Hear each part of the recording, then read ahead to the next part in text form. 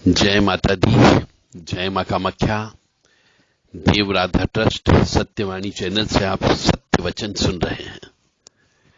ओम ह्लीं बगलामुखी सर्वदुष्टानां वाचम मुखम पदम स्तभ्यम जिह्वाम किलय किलय बुद्धि विनाशाय ह्लीं ओम पट। आजकल मां बगलामुखी का प्रचार प्रसार बहुत जोरों से हो रहा है। जैसे जैसे मां बगलामुखी जयंती नजदीक आती जाती है, मां बगलामुखी को मानने वाले बहुत से साधक गण हैं, कुछ गुरु लोग भी हैं, कुछ सिद्धिवान मनुष्य भी हैं। वह मां भगवती का प्रचार प्रसार बहुत करते हैं। ऐसी ऐसी बातें लिख देते हैं जो होने की संभावना नहीं होती है। लिख देते हैं मां बगलामुखी की साधना करने से शत्रुओं का नाश होता है। मां बगलामुखी की साधना करने से शत्रु स्तंभित होते हैं, नाश नहीं होता है। तो आने वाले समय में मां बगलामुखी की जयंती आने वाली है, और जैसे जैसे दिन नजदीक आते जा रहे हैं, यूट्यूब के ऊपर, व्हाट्सएप के ऊपर, इलेक्ट्रॉनिक मीडिया के ऊपर, फेसबुक के ऊपर उनका प्रचार प्रसार डे बाय डे बढ़ता जाता है, और इतना ज्यादा बढ़ जाता है कि मनुष्य के दिल दिमाग पर वो छा जाता है कि मुझे शत्रु का नाश करना है और मां बगलामुखी की साधना करना है। मां बगलामुखी 10 महाविद्या में से एक महाविद्या है।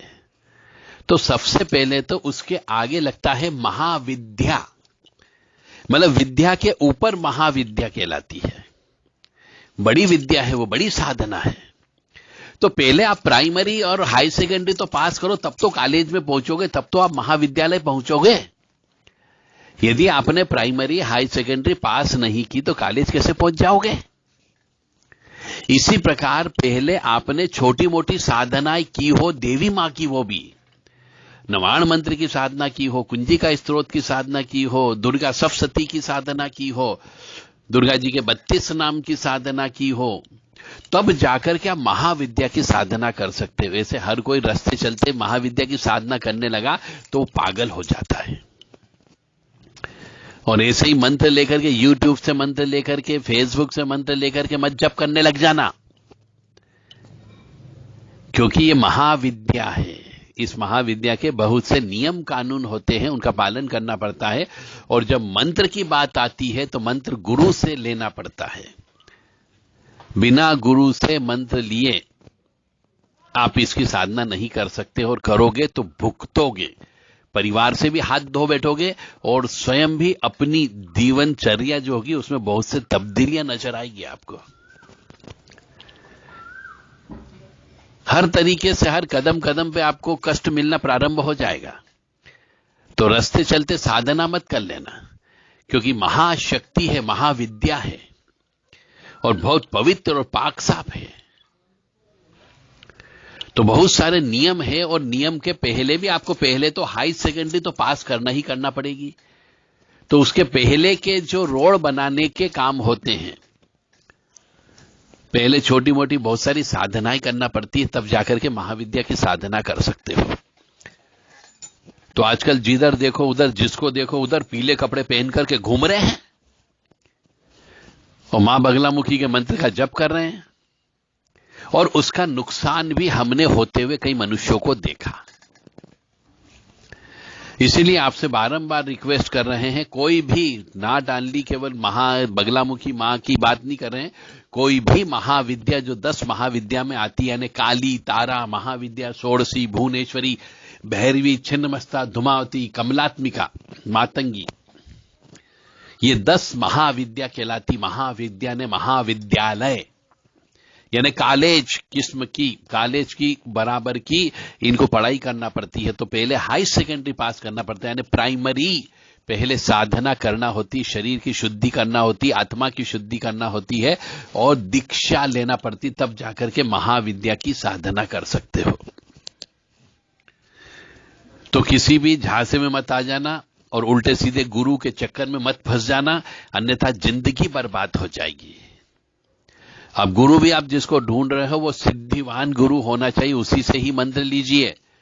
हर किसी चलते फिरते एरे गेरे नत्थु गेरे को गुरु मत बना लेना। उस गुरु के पास भी पहले तो उसकी शक्ति नहीं है, और उसी को आपने गुरु बना लिया तो फिर वो शक्ति काम नहीं करेगी।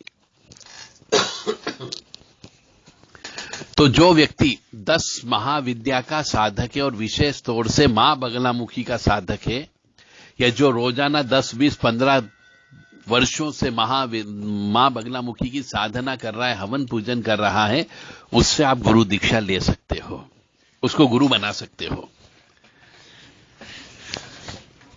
तो मेरा सभी धर्मप्रेमी बंधुओं से विनम्र निवेदन है कि किसी भी जयंती पे, किसी भी, चाहे वो हनुमान जयंती हो, रामनवमी हो, बगलामुखी जयंती हो, 10 महाविद्या की अलग अलग समय पे अलग अलग जयंती आती है, तो जब प्रचार प्रसार ज्यादा होने लगता है तो लोग बाग उसके मंत्रों को जप करना प्रारंभ कर देते हैं। देखा देखी साइकोलॉजिकल इफेक्ट होता है उनके माइंड के ऊपर कि अरे ये बार बार अपने को ये देखने को मिल रहा है, सब लोग यही कह रहे हैं कि मां बगलामुखी से शत्रुनाश होता है, तो वो मां बगलामुखी के मंत्र का जप करना प्रारंभ कर देते हैं। न किसी से मंत्र लेते हैं, न उनके नियम कानून को समझते हैं, और न ही किस प्रकार से उनकी साधना की जाए ये भी ज्ञान होना चाहिए। और जब फिर कष्ट पे कष्ट आना चालू हो जाते हैं, जब वो उल्टा मारना चालू करती है, तो व्यक्ति परेशान हो जाता है, पागल हो जाता है, कई बार बर्बाद हो जाता है, धंधा बंद हो जाता है, सर्विस छूट जाती है, अपने ऑफिसर से झगड़ा होने लगता है, सरकारी कर्मचारियों ऑफिसरों से झगड़ा होने लग जाता है, घर के अंदर पति पत्नी में झगड़ा होने लग जाता है। फिर आप सोचते हैं कि ऐसा क्यों हो रहा है? क्योंकि आपने बिना गुरु के एक तो गुरु मंत्र लिया, और फिर उस मंत्र को पढ़ते से जो ऊर्जा उत्पन्न होती है उसको सहन करने की शक्ति भी आप में होना चाहिए। उसके लिए पहले प्राइमरी स्तर की साधना, छोटी मोटी साधना करना पड़ती है, हाई सेकेंडरी स्तर की साधना करना पड़ती, फिर कॉलेज स्तर की महाविद्या की साधना कर सकते हो। तो किसी भी बहकावे में नहीं आए, किसी के कहने में नहीं आए, अन्यथा जिंदगी बर्बाद हो सकती है। साधना का पथ बहुत कठिन पथ होता है, इसमें परिवार का त्याग भी करना पड़ सकता है, इसके अंदर समाज का त्याग करना पड़ता है, और इसके अंदर कई दिनों तक ये भौतिकवादी सुख का त्याग करना पड़ता है। तब जाकर के ये शक्तियां आपके नजदीक आती है।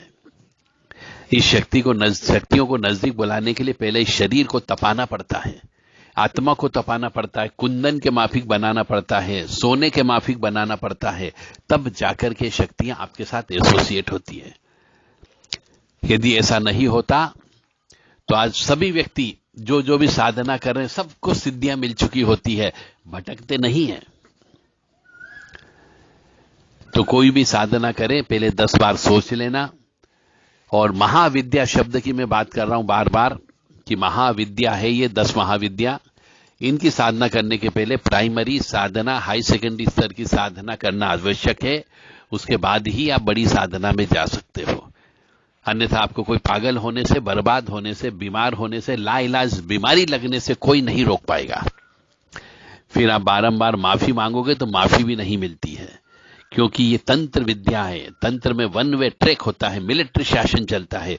एक बार ऑर्डर दे दिया तो दे दिया, उसको वापस नहीं लिया जा सकता है। ओम ह्लीं बगलामुखी सर्वदुष्टानां वाचम मुखम पदम स्तभ्यम जिह्वाम किलय किलय बुद्धि विनाशाय ह्लीं ओम फट। ओम ह्लीं बगलामुखी सर्वदुष्टानां वाचम मुखम पदम स्तभ्यम जिह्वाम किलय किलय बुद्धि विनाशाय ह्लीं ओम फट। यानी कि 10 महाविद्या में जो मंत्र है मां बगलामुखी का, मां पीतांबरा मां का, इसमें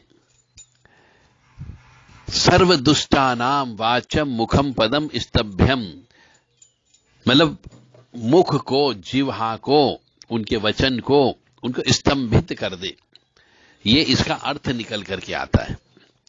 इसीलिए आपको मां बगलामुखी की साधना शत्रु मारण प्रयोग के उद्देश्य से तो बिल्कुल नहीं करना। यदि आपका उद्देश्य ही गलत होगा साधना करने का, तो मान के चले उसमें परीक्षा होती है, और जब परीक्षा होती है तो परीक्षा भी तगड़ी होगी। यदि आप शत्रु का मारण करना चाह रहे हो, जबकि मारण होता नहीं है, पर आपने संकल्प ले लिया कि मैं शत्रु को मारना है, और उस संकल्प को लेकर के आपने मां बगलामुखी के जप करना प्रारंभ कर दिया, तो उस मां बगलामुखी के मंत्र में वो वाइब्रेशन नहीं आएंगे कि शत्रु का नाश हो सके, तो आपकी साधना बेकार चली जाएगी, उपासना बेकार चली जाएगी, क्योंकि उसमें कहीं से कहीं तक हम भगवती से मांग ही नहीं रहे हैं कि हमें शत्रुओं का नाश करना है।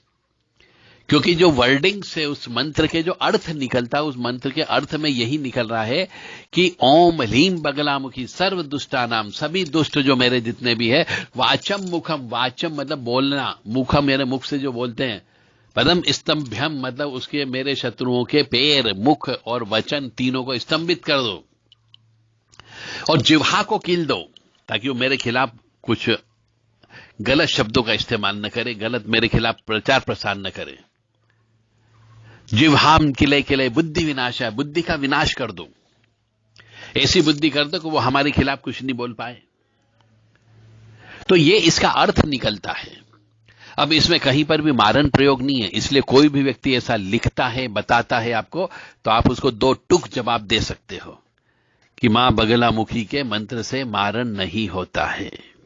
जय माता दी, जय मां कामाख्या। मां बगलामुखी के मंत्रों से मनुष्य किसी भी प्रकार की समस्या का समाधान प्राप्त कर सकता है, जीवन के क्षेत्र में उन्नति प्राप्त कर सकता है, विद्या प्राप्त कर सकता है, जो बाधा आ रही है उस बाधा का निवारण कर सकता है, बीमारी दुर्घटना से बचाव कर सकता है, कोर्ट कचहरी में मुकदमे में विजय प्राप्त कर सकता है, परंतु शत्रु मारण में इसका प्रयोग नहीं होता है। और यह सब कार्य करने के पहले मां बगलामुखी की सर्वांग पूजन करना होती है। अब यह सर्वांग पूजन करने के लिए भी आपको एक्सपर्ट किसी पंडित की आवश्यकता होगी, जो मां बगलामुखी का पूजन कराना जानता हो। तो इसमें प्राणायाम किया जाता है। प्राणायाम करने के बाद में 108 बार मूल मंत्र से दिग्बंधन करना होता है।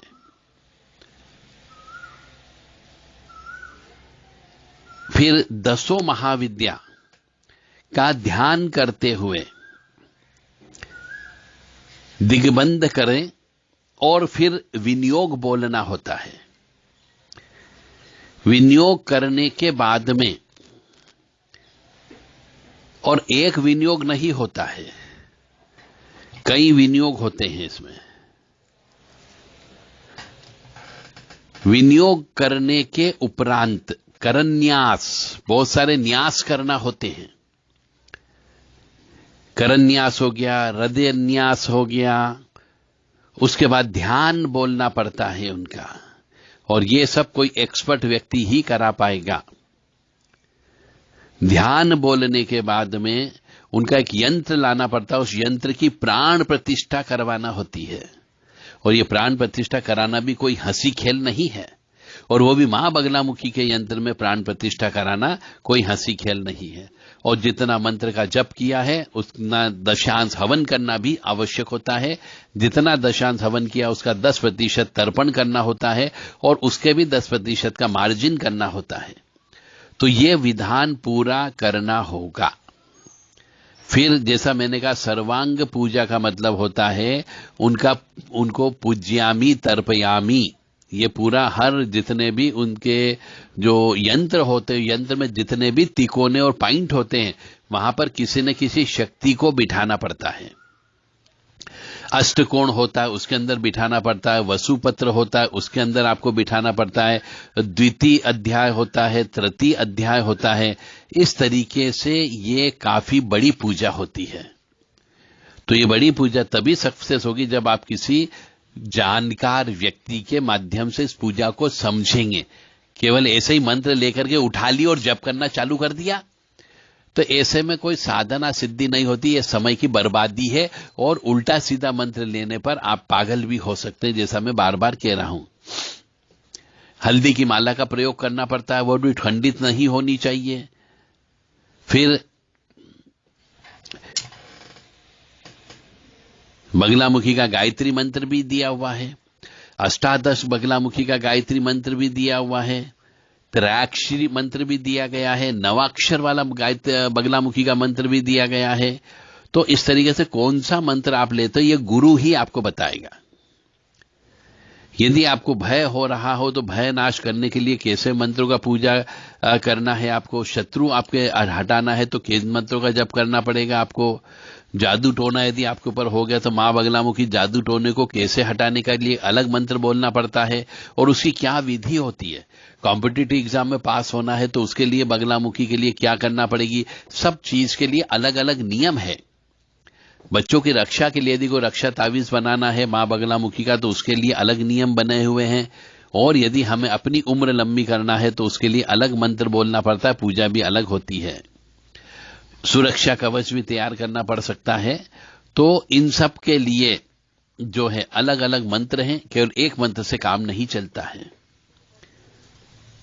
जैसा कि मैंने आपको कहा है कि यह सिर्फ शत्रु नाश करने के अलावा आपके दूसरे सब कामों में मदद करेगी, पर शत्रु नाश नहीं करती, क्योंकि हम मां से शत्रु नाश वाला मंत्र बोलते ही नहीं हैं।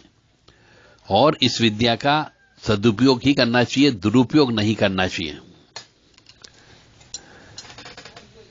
तो ओम ह्लीं बगलामुखी सर्वदुष्टानां वाचम मुखम पदम स्तभ्यम जिह्वाम किले किले बुद्धि विनाशाय ह्लीं ओम फट। ओम ह्लीं बगलामुखी सर्वदुष्टानां वाचम मुखम पदम स्तभ्यम जिह्वाम किले किले बुद्धि विनाशाय ह्लीं ओम फट स्वाहा। ये बिल्कुल सादा सिंपल मंत्र है जो सबसे ज्यादा चलता है, परंतु मैं बार बार कह रहा हूं कोई भी मंत्र लें आपको गुरु से प्राप्त करना है तो ही उस मंत्र का प्रयोग करें, अन्यथा नहीं करें। और ये एकदम सीधी की सीधी मां बगलामुखी की साधना नहीं की जाती है। पहले आपको ABCD पढ़ना होगा, फिर ABCD के बाद साधना क्या होती है ये समझो, साधना करने के क्या नियम होते हैं ये समझो, साधना कहां पर करना चाहिए ये समझे, कौन सा आसन लेना पड़ेगा, कौन सी माला लेना पड़ेगी, कौन सी दिशा में रखना पड़ेगी, कौन सा मां बगलामुखी का यंत्र स्थापित करना पड़ेगा और यंत्र में प्राण प्रतिष्ठा कैसे होती है, ये सब ज्ञान विधि विधान से आपको होना चाहिए, तो ही बगलामुखी की साधना करें, अन्यथा नहीं करें। मैं आपको डरा नहीं रहा हूं, मैं आपको आगाह कर रहा हूं। फिर आपके भाग्य में जैसा लिखा वो तो होगा ही होगा। फिर भी मेरा धर्म है कि आपको मैं इन कठिनाइयों से बचा सकूं, क्योंकि आजकल ये भेड़ चाल मनुष्य ज्यादा चलने लगे हैं कि अरे मेरे शत्रु बहुत पैदा हो गए, मैं बगलामुखी की साधना करूंगा, तो ये बगलामुखी की साधना करने बैठ जाते हैं, जबकि इन्हें ज्ञान नहीं होता है। तो एक सिंपल व्यक्ति एक डॉक्टर का काम कैसे कर सकता है, एक सिंपल व्यक्ति मोटरसाइकिल कैसे सुधार सकता है, जब तक कि वो इस चीज को सीखे नहीं। एक सिंपल व्यक्ति इंजीनियर नहीं बन सकता, क्योंकि हर चीज के लिए एक पढ़ाई होती है, उस पढ़ाई में परीक्षा देके पास करना पड़ती है। तो आप एक साधारण मनुष्य हो, साधक मनुष्य नहीं हो, तो पहले तो साधक बनना पड़ेगा, और साधक बनने के बहुत सारे नियम कानून होते हैं, उनका पालन करना पड़ेगा। तो आपसे विनम्र निवेदन है कि ऐसे किसी भी यार दोस्त के झांसे में नहीं आए, किसी बाबा के झांसे में नहीं आए, किसी गुरु के झांसे में नहीं आए, और जो भी कार्य करें सोच समझ करके करें। जय माता दी, जय मां कामाख्या।